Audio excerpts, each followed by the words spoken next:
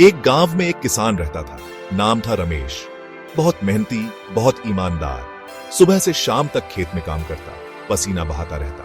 थोड़ी सी जमीन थी, उससे मुश्किल से घर चलता था। 2 बच्चे थे, बेटा छोटू और बेटी मुन्नी। दोनों बहुत प्यारे। रमेश का सपना था कि उसके बच्चे पढ़ लिख कर बड़े आदमी बने। गांव में स्कूल तो था, लेकिन मुश्किलें बहुत थीं। किताबें महंगी, कॉपी कलम का खर्चा अलग। रमेश परेशान रहता, कैसे बच्चों की पढ़ाई होगी। सोच सोचकर रात बिता देता। मुन्नी समझदार थी, घर के कामों में हाथ बंटाती थी। छोटू थोड़ा शरारती था, पर पढ़ाई में तेज था। एक दिन रमेश ने फैसला कर लिया, शहर जाकर काम करेगा, ज्यादा पैसे कमाएगा, बच्चों को पढ़ाएगा। घर छोड़ना मुश्किल था, पर क्या करे, मजबूर था।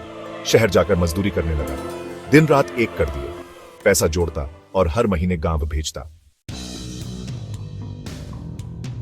मुन्नी और छोटू अब स्कूल जाने लगे। अच्छे नंबरों से पास होते। रमेश खुश होता, उनकी खुशी में अपनी खुशी ढूंढता। पर शहर की जिंदगी आसान नहीं थी। बहुत मेहनत करनी पड़ती, कभी कभी खाना भी नहीं मिलता। पर रमेश हिम्मत नहीं हारता। समय बीत गया, मुन्नी बड़ी हो गई। रमेश ने उसकी शादी तय कर दी, एक अच्छे घर में पढ़े लिखे लड़के से। शादी में खर्चा बहुत आया। रमेश ने फिर कर्ज लिया, पर उसे कोई गम नहीं था। बेटी खुश थी, बस यही काफी था।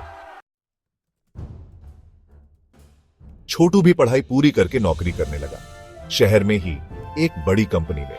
रमेश अब बूढ़ा हो गया था, कमजोर हो गया था, पर मन से अभी भी मजबूत था। बेटा अब कमाता था, उसे सुख से रखता था।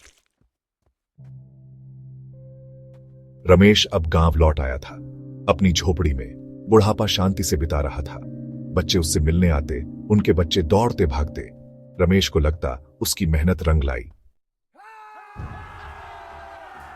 गांव वाले भी रमेश का सम्मान करते, कहते, देखो रमेश भैया को, गरीब थे पर बच्चों को पढ़ाया लिखाया, आज उनका नाम रोशन हो रहा है। रमेश मुस्कुराता, उसे गर्व होता अपने बच्चों पर। रमेश की कहानी हमें यही सिखाती है कि जिंदगी में मुश्किलें आती हैं, पर हिम्मत नहीं हारनी चाहिए। मेहनत और लगन से सब कुछ पाया जा सकता है। बच्चों की पढ़ाई सबसे बड़ा धन है।